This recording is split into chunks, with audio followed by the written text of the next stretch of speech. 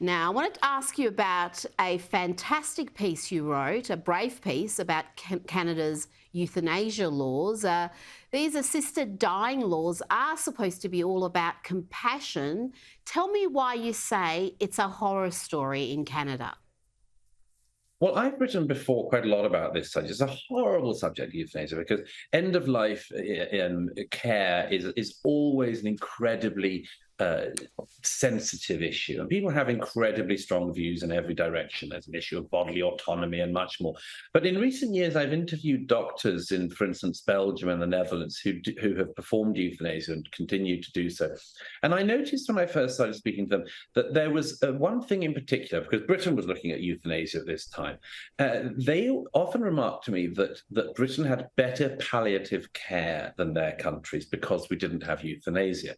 Now that struck me as a very interesting and important point, and that was with the allowance only of euthanasia for people with inoperable terminal conditions at the very end of their lives.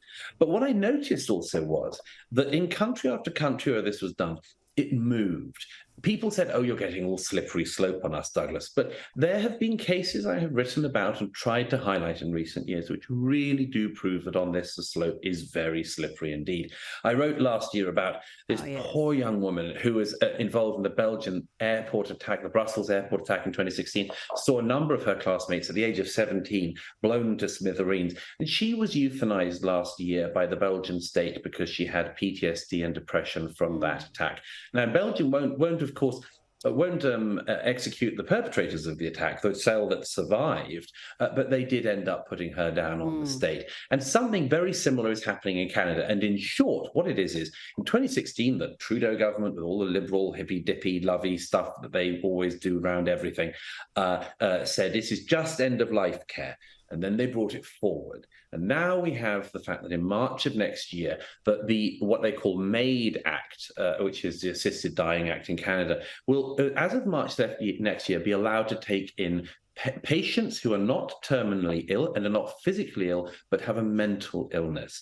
And there have already been, and I write about this in the piece, I urge people to read it because it's a very, very serious issue. This a 47-year-old woman who suffered from anorexia all of her life is going to be able to be euthanized next March in Canada. Now, what does that say to all of the young women and their families struggling with anorexia? And what does it say about the soldiers returning from war with PTSD in Canada, one of whom has already been suggested to have euthanasia to deal with his PTSD? When people say this is all slippery slope argument, Douglas, very, very cheap argument, I say, no, the slope is really slippery. And in societies where we're always told, rightly or wrongly, that mental health is equivalent to physical health and mental illness equivalent to physical illness, just watch as this becomes a road to hell.